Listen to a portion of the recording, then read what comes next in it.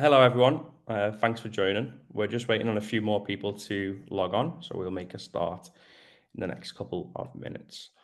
Before we do that, I'll jump into introductions, etc. So, firstly, welcome to Glow and Grow Live, the future of beauty commerce uncovered. Here at Velstar, a Shopify Platinum partner, 120 strong, full service e commerce agency based in the UK, we recently launched an ebook, Glow and Grow Navigating Digital Marketing in the Health and Beauty Sector. The ebook, which we took a deep dive into winning tactics for beauty brands, was so popular that we decided to host today's virtual event. I'd like to personally thank you all for signing up and attending the event today. It's an absolute pleasure to have you all with us. My name is Kieran S. Lawler. I'm head of marketing here at Velstar, and I'll be your host for today. Before I introduce you to our panel of experts, I would just like to let you know that we'll be hosting an in-person roundtable event in London on the afternoon of the 3rd of December near London Bridge. It's going to be an intimate event aimed at decision makers in the beauty sector, and it'll be hosted on the 50th floor with jaw-dropping views of the London skyline. So stay tuned, and I'll provide more information on how you can sign up for that event at the end of the show. If you do have to pop off for any reason, I know that's quite common, we'll be sure to send all the information via email afterwards, and we'll also follow up with you directly if needed. So let's get into it. Today, I'm joined by three of the best, kicking off with Del Parry, Head of Affiliates and Social Commerce. Del initially launched Velstar's TikTok shop offering to expand the reach of our clients' affiliate program. Since then, she's removed thousands of knockoff listings, organized fulfillment center migrations, answered hundreds of customer service messages, and launched a few affiliate programs along the way. Before affiliate marketing, Del's role was in promotional marketing and in-store demonstration, so she's always understood the persuasive power of genuine recommendations and free samples as well. Del's outrageous TikTok screen time isn't strictly necessarily for her role, but it probably helps a fair bit. And personally, I think Del is one of the best TikTok strategists I've ever come across. She truly believes in the power of content creation and makes it look effortless in her attempts to leverage that to drive revenue. Del, welcome to Glow and Grow Live. Thank you. Thank you for that amazing introduction. No problem. It's just deserved. Next up, we have Ben Cowie, Paid Media Director. Ben has worked in digital marketing for over 12 years now. 11 of those have been in affiliate marketing as well. Ben stumbled into his first affiliate role straight out of university. And in his first interview for said role, had to ask the interviewer what the word affiliate meant, not once, but 3 times. They still gave him the job, and we'd like to think he knows what it means by now. Nevertheless, his parents have absolutely no idea what he does for a living, despite multiple attempts at an explanation. I'm sure we can all relate to that in some sort of way. Ben's current role takes him all over the UK, meeting with clients. And over the years, he's seen a lot of different types of businesses. He's had meetings in big, fancy London offices, and he's also had meetings sat on garden furniture that's actively for sale in the middle of a garden centre while the shop is open. I think that's brilliant. I've known Ben for a little over 3 years now, and his ability to step back and look at the bigger picture is second to none. If you have a paid media issue, Ben's definitely your guy. Ben, it's great to have you with us today. Thanks a lot, Kieran. Appreciate the intro. No worries. Yeah, looking forward to it. Fantastic. And last but certainly not least is Katie Evans, our business director.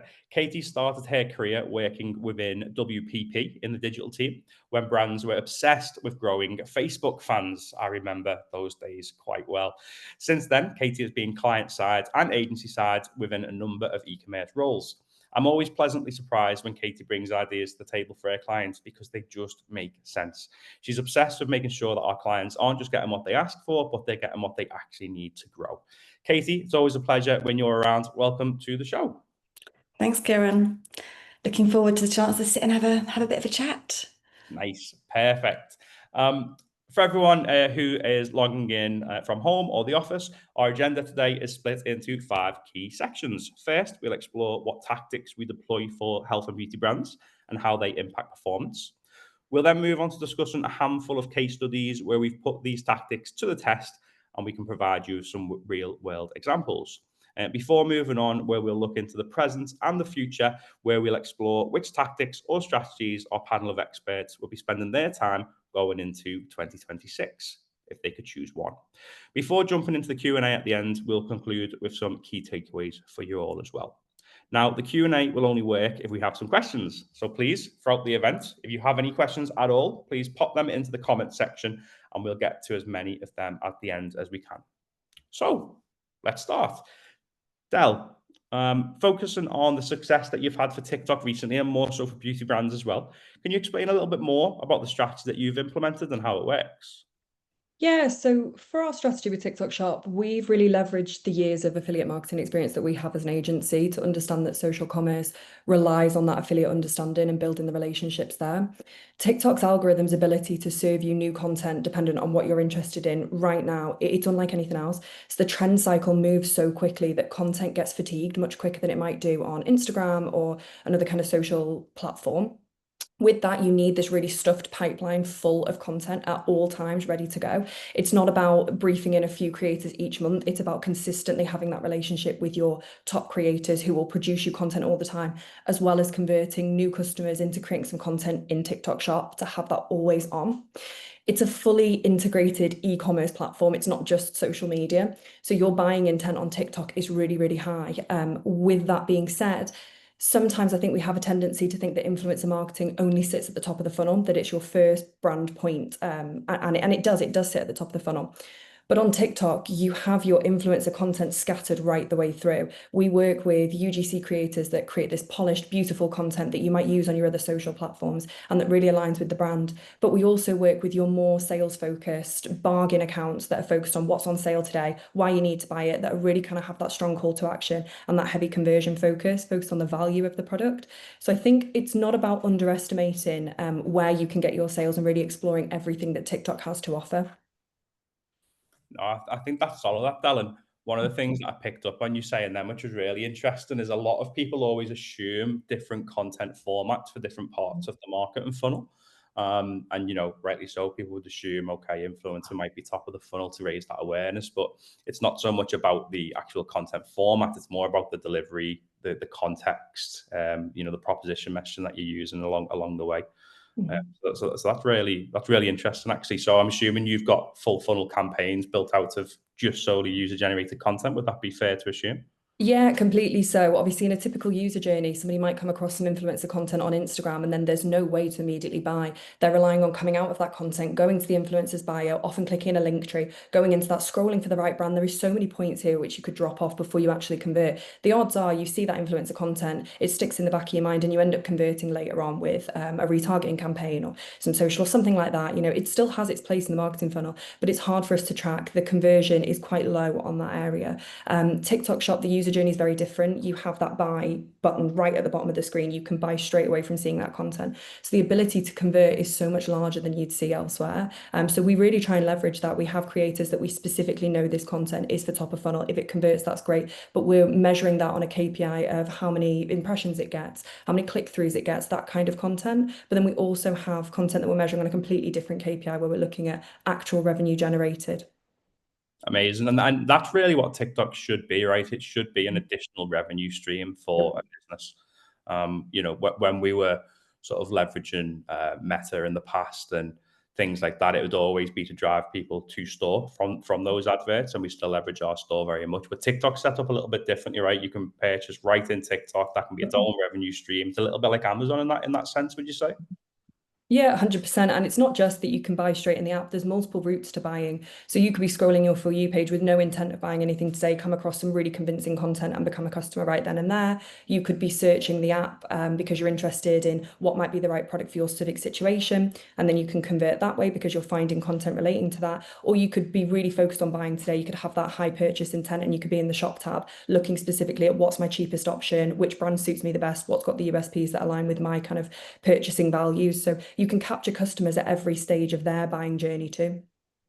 Yeah, I mean that's so important as well, especially research within the beauty sector, right? You know, referrals are massive, but just making sure that that brand is who you want it to be before you start you commit. You know, we know that's so important for customers nowadays. Okay, fab. No, that's brilliant. I think my last question on TikTok really, Del, is around the customer demographic, and you know, it's easy to assume that TikTok's for the younger demographic, right? So if you're targeting that younger demographic, you almost have to be on there. It's like the new Instagram, if you like. But we are seeing a rise in those sorts of older demographics making purchases, making decisions through using TikTok now, right? Yeah, 100%. And not just that, I think the data is the data. We know that more TikTok users are female. We know that more TikTok users do sway towards the bottom end of that age demographic. That's data. We know that for a fact. But there's a couple of things. I think we forget how fast time moves. TikTok really blew up during the pandemic. That was 5 years ago. 15, 16-year-olds are in their early 20s now, and the same people in their early 20s are moving towards their late 20s. Time moves quite quickly, and that age demographic grows as the platform grows. I think we also have to understand that your target customer might not actually be the person who the product is intended for. So you might be selling male clothing, but your top customer might actually be women in their 50s and 60s because they're buying it for their sons, their grandsons, that kind of thing. So you might be selling products that are well suited to an older demographic. Grandparents, there's a really famous viral TikTok product, which is a stand that helps you get out of a car. That's viral because lots of teenagers and young people buy that for their grandparents. So I think you need to understand that there's a whole new demographic that you could be approaching, even if they're not on TikTok themselves. And that's outside of the fact that it's not just young people on TikTok. There's lots of people on TikTok, right through every kind of age area. Yeah, no, I think we are definitely seeing that. And you're perfectly right, especially as we come into key buying events like Black Friday, Christmas, and gifting so popular. That data can really help us leverage those campaigns. Fantastic. Ben, just moving over to yourself. You're obviously the paid media department here at Velstar, and obviously contributed to the ebook for the affiliate marketing section. What tactics do you think that beauty brand should be considering right now for additional revenue? Yeah, so I think the key component to that question is additional revenue, and how do we define additional, or another word you might use is incremental. So what I mean by that is we live in a world where user journeys now are increasingly complex. I mean, it's very rare that you will see somebody or a user, they'll see an ad, they'll click an ad and they'll purchase, right? I mean, that would be great if everybody did that. But the reality is it's a lot more complex than that. So what brands need to do is really analyze how each of their channels impact that decision making, making sure they're covering the full funnel and understanding whether a channel is even needed to get that conversion sometimes. Now, obviously, that hangs off the back of good data, which is something we'll probably touch on later in this webinar. But applying that more specifically to affiliate marketing, I think what you have to look at is what affiliate publishers what publishers are available to you and what are they good at. So certain publishers might be really, really good at driving awareness. I'm thinking content, I'm thinking editorial, I'm thinking influencers, that type of thing. Other publishers might be really, really good at getting people over the line, but they're not necessarily great at that upper end of the funnel. I'm thinking voucher codes, cashback, that kind of thing. So when you look at what's available to you and you look at where we can extract the most value from each of those areas, it's about applying tactics in the right way to each of those areas. So for your more upper funnel partners, you might want to look at, really high incentivization. They're doing a lot of heavy lifting at that upper end of the funnel, getting your brand in front of a lot of new people. And you might want to look at really strong discounts or really strong commission rates to kind of support that. And then at the lower end of the funnel, you might be thinking, well, do I need this voucher site, or could I have got that sale anyway? And the answer might be, actually, we don't need them. Or the answer might also be, what other ways can we extract value at the bottom end of the funnel? So again, coming back to additional revenue isn't always about more sales. It could be about increasing the order value, or it could be about pushing somebody towards a category where you're more profitable or you have more stock.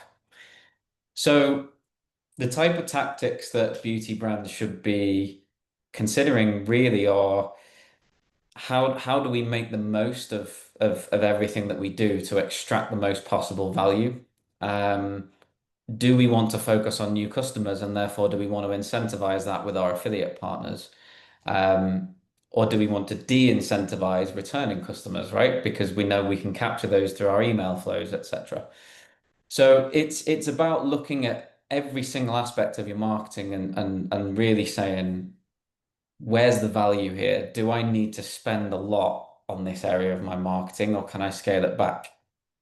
And what else can I do to extract value? That's the way I would look at it. The other thing I'd say more broadly about affiliates is with the way that kind of Meta, Google, and all of the other platforms are going, they're becoming increasingly automated. Hmm. They're becoming increasingly difficult to have as much strategic input.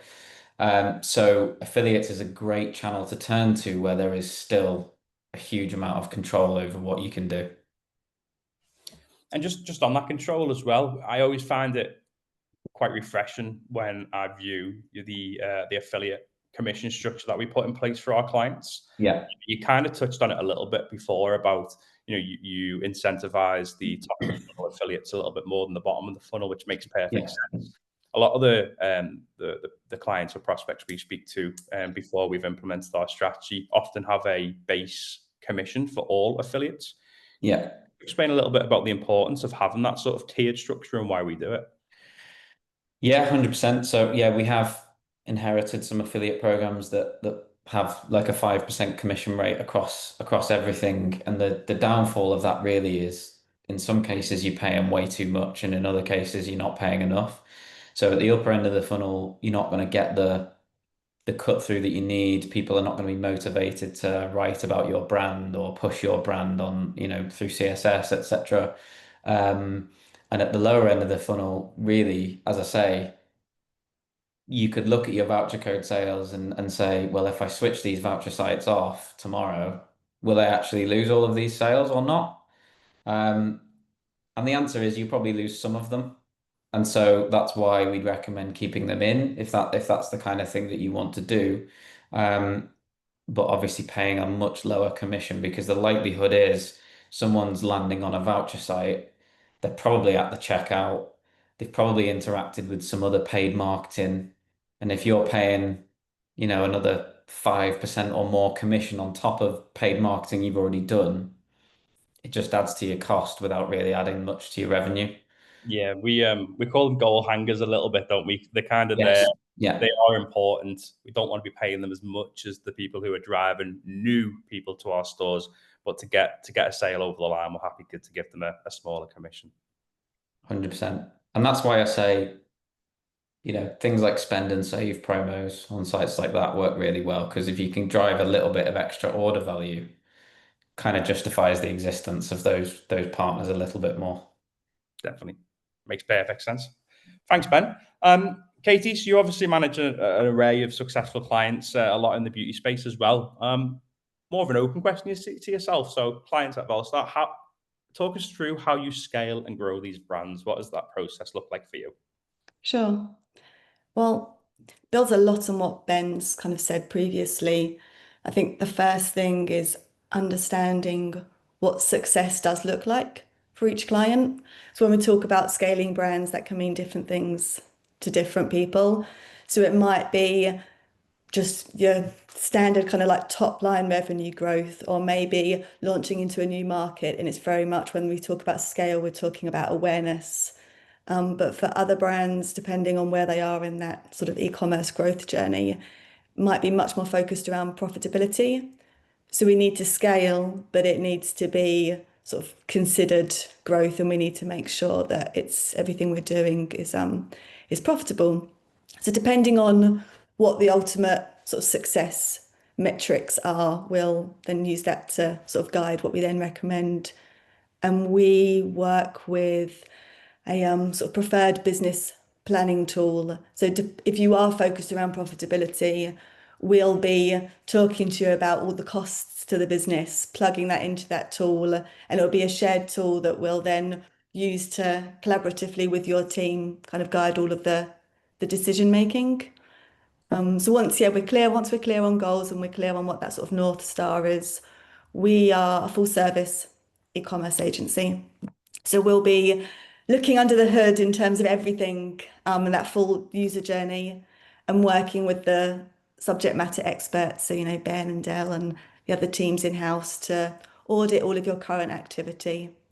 And then from that, determine where are the opportunities, how are you performing versus competitors, put together a strategy and the tactics, and that will be the roadmap. So that's the sort of strategy piece. And then in terms of delivering on that, most of our clients will be appointed a success manager, and our success team, all like in-house e-commerce specialists themselves. So they're also coming to the role really thinking about that sort of like client side mentality as well. And they will own the delivery of that strategy and that roadmap. So the client's got one point of contact and it's a cohesive strategy. They're not having to have separate conversations and sort of manage the different channels themselves. And then we do the typical kind of like QBR cadence where we'll set the roadmap, but we'll make sure that at least once a quarter we're coming together, reviewing, are we where we hoped we'd be? Is there any new news? And we'll sort of pivot if needed accordingly. But that's the process. Yeah, that makes a lot of sense. And just going back to your point of what their North Star is, what their goal is as well. I've had this in the past where LTV has been so strong for a brand that no one wants to lose money on the first sale, but there's sometimes an argument for it, right? Like just to get them into the door, get them purchasing, and then you can market to them for very less later on. Just out of curiosity, has that ever kind of came up in those conversations, in those QBRs, where the client's telling you one thing and you're sort of pushing to say, I understand where you're coming from, but we've got this other option which could be better for you? Definitely, and I think that's where these tools come in really handy, because you can sort of show forecasts and you can paint a bit more of a different visual picture in terms of if these different levers shift slightly, what the outcome could be, because everybody digests information differently, don't you? And I think some people, or I know I personally can understand things much more clearly when I can sort of visually see this is the prediction and this is the forecast based on the decisions we make, versus more of a sort of theoretical conversation. So the tools we use definitely come in handy there. Amazing. Sounds brilliant. Fab. Well, Del, coming back over to you and basically following on from your strategic insights into the world of TikTok, could you elaborate a little bit more on how these tactics have actually been applied to some of our current clients?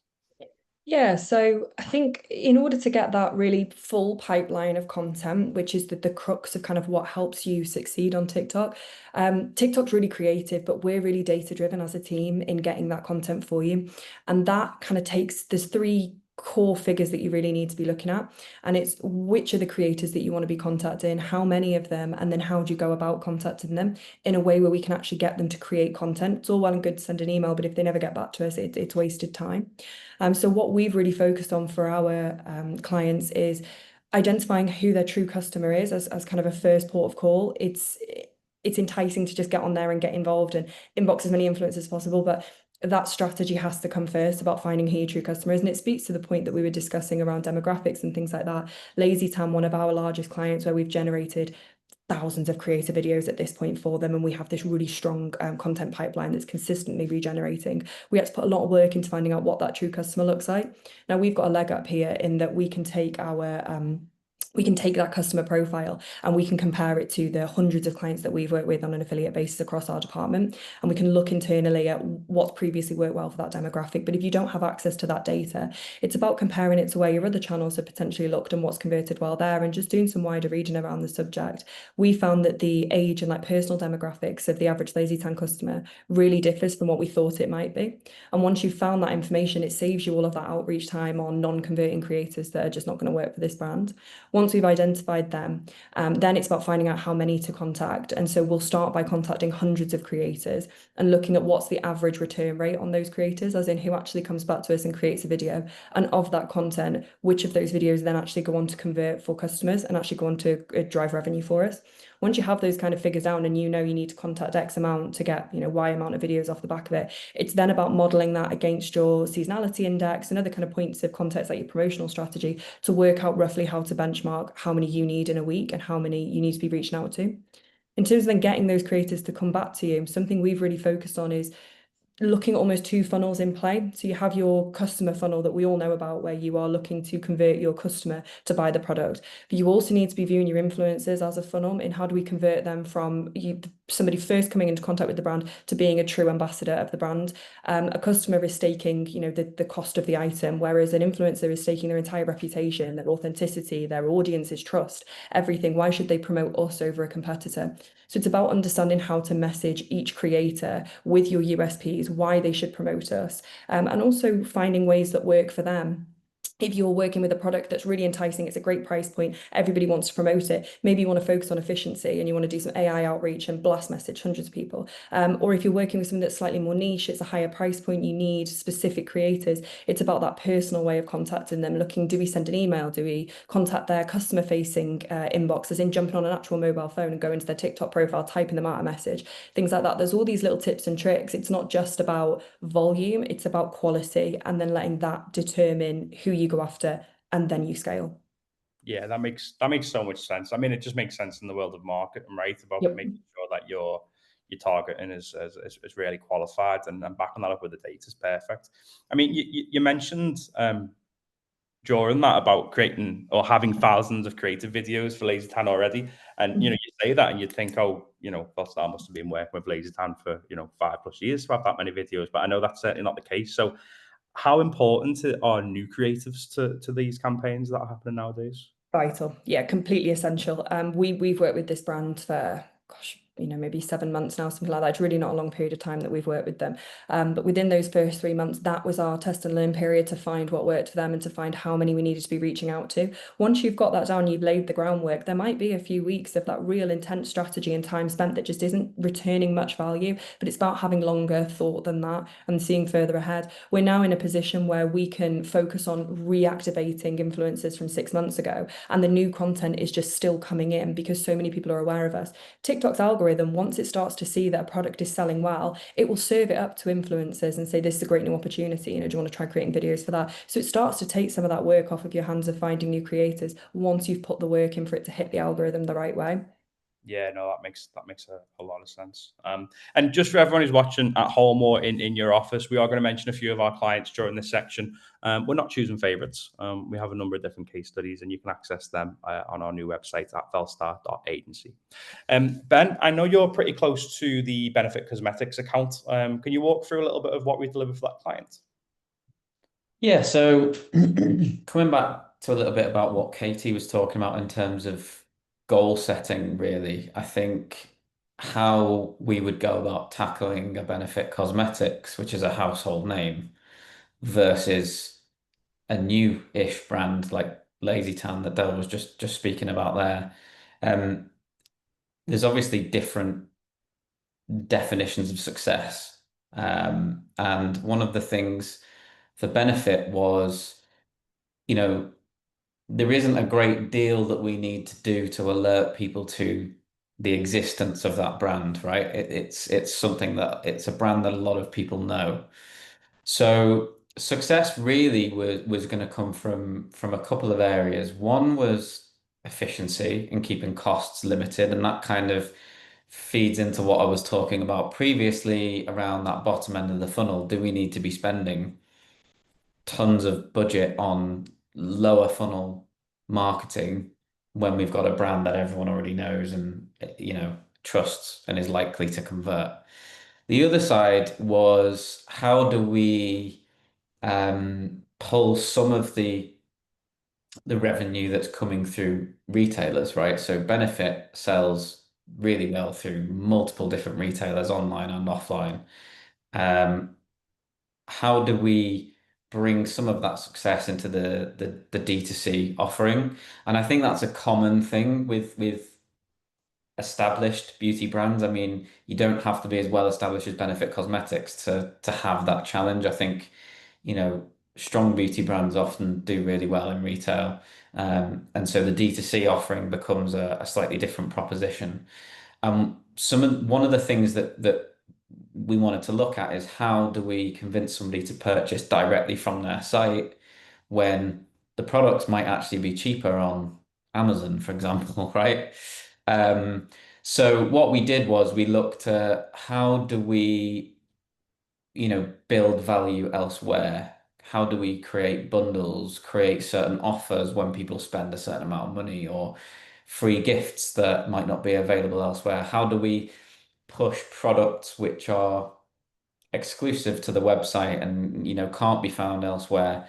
Our strategy really was focused around those things. What is the USP of the D2C site, and where can we promote that?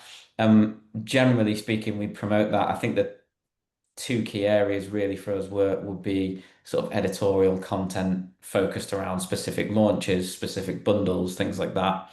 And then what we call uh, closed networks or closed user groups. Um, Things like student discount, blue light card, that kind of thing, and just creating little value add propositions through those networks, which are not visible to the wider public, and so you can kind of create extra value through the offers that you run through there. And what we ended up achieving with Benefit was we took a lot of spend out of their lower funnel, which enabled us to then put that into their upper funnel and some of these tactics I was talking about. But we still grew the overall revenue. So we went from, I think it was around 15% of their total D2C revenue was coming from affiliates, and we grew that to around 30% Wow. after, I think probably a year to 18 months of working with them. So again, it comes back to that. How do we define additional revenue and additional value? We could have just filled that affiliate account full of voucher codes, and their platform revenue would have gone sky high. We didn't do that. We actually took the complete opposite approach. And then when we then looked at their affiliate revenue in context with everything else, it had increased dramatically without really increasing the costs. It was more about being more efficient with where we spend the budget. Yeah, no, it makes a lot of sense, and I think those closed networks can be seen as an additional revenue stream if people aren't currently utilizing them, right? I mean, for those at home and in the office watching us now who aren't aware of what a closed network is, Ben, just briefly just explain what that world looks like, how that works. Yeah, so we quite like closed networks on affiliates because while they are incentive driven, so they function very similar to a voucher site, but they require some kind of login. So there's a login wall essentially that prevents everybody from accessing the discounts that are available. The two examples that I pulled out that are key for the UK would be, your student discounts, only students can get them, and your blue light card discount, which is for like emergency service professionals and people in that sort of world. Um, the reason these networks are so good is it's where the best offers live. So if you're lucky enough to have access to one of these, you probably, for any brand, you're probably not going to get a better deal than going through those networks. Yeah, Another, sorry, as a business doing an offer through those networks, it doesn't have to be a site-wide discount, right? It can be no. specific niche on that target audience, live Yeah, within. it can be whatever you want. It just kind of has to beat whatever else you're doing. Yeah, So if you're running a 10% site-wide discount on your website, go to 15 for your closed network, right? But the reason that that's so valuable is it creates different user behavior than a standard voucher code site might. So we talked about goal hanging at the beginning. That's essentially where you're already at the checkout. You would Google Benefit Cosmetics discount code, you'd find a voucher code and you'd just drop it in, right? Closed networks are different because people know that they can get their best offers through those networks. People will take to their student discount or blue light card, and they might begin their shopping journey there, or they might be only sort of in the mid part of the funnel, and then they'll go there. It's not as goal hangy. It creates a slightly different behavior in a user, and we see that in our data as well. Our data backs that. So you tend to get more new customers. You tend to get more kind of first click interactions with the brand through these sites. So yeah, it's a really powerful type of affiliate that we like to harness. amazing. And we do go into a lot more detail of that type of affiliate in our ebook, so please check it out. One of the other parts of the ebook that we explore, which is really interesting to me, is the shift towards the current trend that beauty now meets well-being. We're seeing this with a lot of our clients. We're seeing it in the sector. It's basically where consumers are now seeking products that nourish both their skin but also their state of mind. Katie, how would you advise brands to sort of reflect on this trend, not just in their messaging but their e-commerce, user experience, the UX on the site as well? Yeah, I mean, this is a great question. I think in terms of UX, there's quite a few different examples we could reference from clients that we've worked with. I think one of the first ones that comes to mind is looking at having a sort of personalized consultation, an online quiz essentially, where you're crafting the questions to understand and delve much more into what people are wanting, what sort of mindset are they wanting to achieve, not just sort of like functional outputs. And I think this probably plays in a lot around gifting, because I wouldn't necessarily want to buy somebody a gift that's very obviously for like dry skin or like aging skin. It's not necessarily, I think I've done that in the past, gave my mum like a skincare product that was all around aging and it didn't go down too well. So I think instead if we use a quiz to understand more around the sort of mindset piece and then make recommendations off the back, it ties in really nice for gifting, because then it's a gift that's around self-care to bring a more like calming mindset or relaxing or energizing, but that's a nicer gift, isn't it? Sort of a better tone. So I think that's the first thing to think about. How do you engineer that UX that you can provide sort of personalized product recommendations by like understanding a little bit more about what people are wanting to achieve. And then the benefit of that is those results you can then save into their account, so that future recommendations, whether that's via email or when they return to the site, you know what they're wanting to achieve and you can recommend products that continue along that same kind of vein of thought. Second thing to maybe think about is in terms of UX, just the sort of filtering and how you guide people through the sort of product discovery. So Neom do this nicely, a client we've worked with in terms of the navigation. There's actually a section on the navigation where talking about sort of well-being and what state of mind you're wanting to help find. And then the filtering on the PLPs, you don't necessarily just have to have them all like functional filters. You can also let people filter by, like I was sort of saying, like relaxing or that sort of thing. So that's the second thing, maybe thinking around like the filtering. And then when I was thinking about this question, something that came into mind was the experience I had with Sassy Saints, who aren't a client, like full disclosure, but they do like the nail kits, and they had a really fantastic like how to use guide where they'd like replaced the very sort of dry instructions around, apply this, wait 2 minutes, apply that. That obviously was a component because they were giving instructions, but it was much more around creating rituals and trying to replicate that relaxing experience you can have if you went to a salon or a spa, but you're choosing to do your nails at home. So it was like a video-based tutorial around like getting cozy, getting comfy, lighting a candle, and then helping you understand how to use the product. But I thought that again was a really nice example around creating or combining that sort of well-being experience within beauty. And then finally, I think I was UGC is a final one to think about. So I think everybody knows it's best practice to use as many sort of testimonials and UGC as you can on those product pages to help people make the right purchase. But maybe starting to think about, are there certain UGC videos or reviews you'd want to feature that show customers talking about the experience and not just the sort of product efficacy, depending on sort of how far you wanted to go down that route. So yeah, to summarize, I'd say think about personal consultation, filtering, sort of guides and how to use demonstrations and UGC.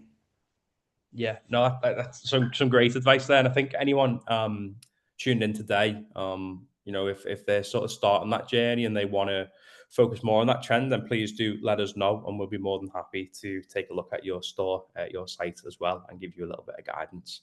We're going to move on to the Q&A shortly, but before we do that, I just want to sort of have a bit of a recap. You know, what's your one takeaway for the audience today? Del, we'll start with you, if that's okay. Yeah, so obviously I'm biased. TikTok Shop is where I kind of think that the next move is at. But I think something that I think is quite important, you can't just set it and forget it. You need the right people, you need a good strategy behind you.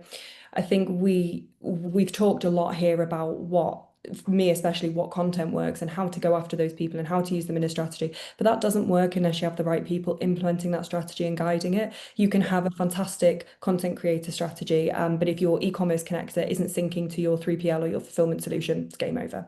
You need people who can pull in on all of those different areas of their marketing experience and their e-commerce experience to really make a good go of it. And that stands for all new opportunities, whether it's TikTok you're looking at or whether it's one of the newer kind of versioning platforms and giving that a go, Substack, Lemonade, all these kind of new things. You need people who might not have the experience in that specific platform with it being so new, but can bring transferable skills until there is a database of knowledge in that platform. So that's something I'd be taking away, is to look at, does your paid ad strategy have understanding of those new platforms that are coming out? You know, does your content creation team have understanding of how paid ads works with them? Do they know how to get licensing rights? All of that kind of stuff. It's about making sure everybody knows what they need to be focusing on in those new opportunities. Yeah, no, that makes perfect sense. And Ben, from your point of view, you know, moving into 2026, what do you think that beauty brand should be focusing on, in your opinion? Yeah, so I've talked a lot on this webinar about maximizing the additional value or the incremental value that you drive with not just affiliates, but all the marketing that you're doing. The only real way that you can do that is by having strong data in the first place. And over the last 12 to 18 months, we've had a lot of brands come to us and say, my Google Analytics doesn't make any sense. I want to move to a different platform, or can you fix it? Can you make it make sense? All of these frustrations, which I'm sure a lot of people on this webinar will have experienced in one form or another. And what I would say is it's not a particularly sexy recommendation, but investing some resource, whether that's time or or financial resources, into getting your data as accurate as you can, will lead you to success with everything that you do. I think one common mistake or one common thing that I hear is people will say, okay, my data's not 100% accurate, but as long as I know my reports are, 5 or 10% out, that's not a big deal. Like, it only affects my reporting essentially. What I would say back to that is it doesn't just affect your reporting, it affects all of your ads as well. If you don't have your data connectors set up properly, if you don't have your pixels set up right, if you put bad data into Meta or Google, you're going to get bad results out of it. So investing a little bit of time or money into your data, as quickly as you can, leads to better performance in your ads. So it's not very sexy, but it's a small investment which can lead to major success long term. Yeah, no, as soon as someone mentions data and tracking, I think a lot of marketers go, oh God. But I think, there's enough people out there, teams out there, platforms out there who do find it very interesting. We've got our own data department at Velstar, and the people who work in that department love it. So yeah, find someone like that to do it for you if you don't like doing it yourself, I'd say, and then leverage the data. No, brilliant. Thanks very much, Ben. And Katie, just from your perspective, let's say we've got a client, they've got all the usual channels up and running. They're still seeking additional growth as we go into 2026, which I'm sure a lot of, if not all, brands will be doing in this space. But what channels would you recommend for this? I know sort of CRO keeps coming up as a long-term play. Is that the option? Is there something else that they should be looking at? Yeah, I suppose building on what Ben just said there, if you're confident that your data is accurate, then I think CRO is a no-brainer. Because if you're putting all of this effort into finding the right people and bringing them through to your site, the opportunity then is to try and fine-tune that experience so that you can increase the conversion rate or potentially the average order value, whatever metric is best for that, to ultimately ladder up to increasing revenue. And I think quite often when we're talking to clients, we'll first of all do an audit, and often there'll be a conversation around, well, some things are just best practice or some things are just no-brainers. And there are surprises. I would say we should always be testing. A recent beauty client of ours, we tested the sticky add to cart on mobile. Most both best practice kind of UX documents will be saying you should have a sticky add to cart on mobile. And actually, it didn't perform as well as the test, and that there's context as to why. And the hypothesis was, to test removing it. But it just goes to show there isn't really sort of best practice, or you shouldn't really necessarily just copy competitors, because there are so many nuances. So like your brand, your positioning, your target audience. So I think as Ben said, like make sure you're confident in the data and then use that data to keep fine tuning and make decisions. I think that's the importance, Sarah. Like you said, then, like it's not easy, but it's probably a lot easier or less scientific to go and do some kind of competitor research and say, oh, we should be doing this, this, and this, but it might not work for you. And I think that's where our CRO team are great, because they are super scientific. It'll have theories, it'll have tests, and the benefit of it is it gives you a clear yes or no answer. Has this worked or not? Will it increase your bottom line, your primary goal? So I think that's fantastic. I'm just mindful of time. I'm going to jump into some Q&A. We've had a few questions come through the comments as we've been chatting. I'm just going to scan through them quickly now to see if we've got any. So one of the questions that came in was around seeing brands go more into the 3D product modeling to create campaigns that stood out on social media. Dal, maybe this is one for you, and no worries if you haven't come across this, but the example that they've given is key ingredients being sort of squished into the product bottle, and the attendees basically asking, have we tried it? Are we looking to do it? Or Yeah, so this was a huge trend, and is still kind of carrying on at the moment. I think it's one of those trends that everybody kind of jumped on at once, and everybody's trying it. There was brands doing different pasta shapes, and there was brands doing kind of clay modeling, and there was all sorts happening here. This is, rather than focus on whether or not that's kind of a trend that we actually explored ourselves, just because the nature of the brands that we work with in content generation don't necessarily lend themselves really well to that specific trend. It's more about understanding that as these trends arise, you should absolutely involve them in your content generation process, and you should be looking at getting creators that can generate those. But that's a level of content generation that requires you to have complete control over the brief, and requires you to find the right influencer, agree upon a price, go out, create that piece of content, have it come back in and get it out whilst the trend cycle is still relevant, which on TikTok is really hard. That trend cycle is days, if that. So you do need to have that element of it, but it's about making sure that once you've got your kind of core group of creators who are consistently generating that strong USP and going after their specific segments of your customer, that frees up your time to have those trend-led moments and to really capture them on social media. I think don't jump on a trend for the sake of it, because it takes up a lot of resource and a lot of time and a lot of cost, as I've referenced there. But if you've already built your core creator strategy and you have the brain space for that and you have the time for that, 100%, yeah, it's something to go after. Yeah, I think what you said then makes perfect sense, right? If you've already got that core team of creators and a trend pops up, it's much easier to get something live. If you don't have that core team in front of you and a trend pops up and you haven't really been doing anything in that space, by the time you go out live, it's probably going to be too late, right? 100%. Yeah. Perfect. Another question that came through, Ben, this might be a good one for you, is around new brands. So what key advice would you give to a brand that isn't known at all, completely new to the market, so they don't have any data to go on? Yeah, this is a good question, because obviously I was talking about leveraging the data that you've got. Two things I would advise here. One is, if you don't have any data or you don't have a lot of data, you've kind of got no excuse to start from a bad data point. So get everything in place as correctly as you can, so that when you do have data coming in, it's good quality.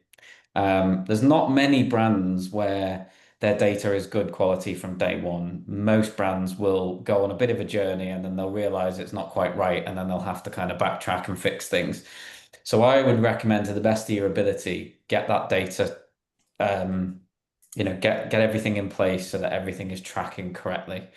The second thing I would say is I would probably focus more on generating buzz, focus on that upper funnel, focus on, once you've got, it's kind of a weird recommendation, because what I'm essentially saying is, once you've got your data setup in place, completely remove your focus away from the data after that, because you need to get people interested, you need to hook people into the brand. I would focus all of your resource and energy on content creation, working with influencers, stuff that is going to get product into people's hands and talking about it, and essentially building, as I say, that buzz around your brand, and not getting too hung up, if you've got the luxury of this, not getting too hung up on profitability from the word go. Create your buzz, get your brand out there, get it known, then you can worry about profitability a little bit more once you've got some revenue to build from. So I mean, we've done this for brands before. Dell mentioned the Lazy Tan case study before. We essentially built those guys up from pretty much zero. And that is essentially the approach we took. We focused entirely on that content piece, and it worked really, really well. I think that's it, isn't it? It's like data and analytics are great to inform your decision-making Yeah. process, come up maybe with slight tweaks in the strategy, but ultimately it doesn't rule out the fact that you're still going to need a solid marketing strategy in the first place to create that awareness, create that intent. So that makes Yeah, I always think of it as like a sculptor with clay. You can't make a sculpture unless you've got some clay to begin with. So really, you want to, get some clay, get some revenue, get some interest in your brand, and then fine tune it from there. Yeah. And in terms of just specifically that question, if that person who asked it is looking for those inspiration, that can still be due from, competitor research. And it doesn't necessarily even have to be direct competitors in your current space. There might be indirect competitors, there might be people doing things in different spaces, which you just find interesting, and you have that skill set to go and deliver. So yeah, definitely check some of that out first before dwelling too much on the data, let's say. I think we've got time for another question. So, Katie, I'm going to come to you with this one. It's around planning for 2026. So, really, just have any best practices for splitting by channel for again, this one's for startup beauty brands, but I suppose it could be for any brand as they're moving into 2026, and how should they best start to split up their budget, I suppose. Sure. I mean, if it's a startup beauty brand, then I suppose it depends what we're sort of talking about in terms of budget. So there's two ways to work it. You either base it on what you need to achieve, what the goals are, and then work back to what budget you think you might need to spend in order to achieve that goal based on average, cost to acquire a new customer per channel. Or if you have a finite budget pots, it'll be more a case of how do we best allocate that, and then using that to determine what we think we can achieve. So it sort of depends which way around it's done. But in terms of like some top levels, I'd say if it's a startup beauty brand, then you absolutely need to be having as I'd say at least sort of 60% of that budget around like the acquisition piece as a minimum, really, because you're starting from ground zero. So you need to be thinking then about which are the best channels to acquire new customers. So paid is the obvious, but we need to be thinking about what channels are best for that sort of visual communication, because it's beauty. And then I think, like we've touched on a lot through the webinar, influencers is going to be essential. If it's a startup beauty brand, unless you've got a sort of face of the brand who's maybe already a creator or already an influencer, you're going to have to build that trust and that social proof. So as part of that budget, you absolutely need to be thinking about what allocation should you be giving to influencers to create that content. So that would be sort of devil's world in that case. I think just picking up on your point on paid there, Katie, I think your paid marketing is only as good as the content that you put in it. So if you have a budget but you have no content, don't spend that budget on paid ads because there's nothing that's going to make those paid ads tick. The content really for me and video content primarily is where you need to focus. That's what's going to create the buzz right off the bat. And I think, if you are starting off and you're early in your journey, a 2026 budget plan might not make sense. Maybe looking at it quarterly would make a lot more sense because you can then navigate it, especially if you are wanting to entertain paid channels, which will naturally come into the conversation. If you have 2 pieces of video content, it'd be silly to put all the money behind one without knowing. And, we mentioned about, not having that data right away. Well, if you put a small test budget behind both of them for a week or 2, you're probably going to end up with a clear winner, which will then allow you to push the budget behind that one moving forward. Okay, fab. Listen, I've just been having a little read for the comments. I believe we've had a couple of technical issues with some of the links. Don't worry, we will send those links to everyone who's attended. You will be getting an email follow-up. Also, please feel free to reach out to me and the team at Velstar, but we'll try and get that sent out to you as soon as possible. And then I believe there was a request for some systems in there as well. So we'll do our best to get back in touch with everyone who's answered questions that we haven't had time to address today. So that does bring us to the end of our virtual event. I'd like to thank each and every one of you for attending. Hopefully, you've now got your own sort of key takeaways to lead into a successful 2026. Like I said, if you're interested in joining me in London on the 3rd of December for our in-person roundtable, we've got some nice food, great views, cracking speakers, and there might even be a little goodie bag in there for you as well. Let me know by completing the form that we'll send out via email. That's all for today. I've been your host, Kieran S. Lawler. I'm from everyone here at Velstar and our great panelists who have been with me today for Grow and Grow Live. Thank you very much. That is a wrap. Thanks, everyone. Have a nice day. Bye-bye. Thanks, guys. Bye. Bye.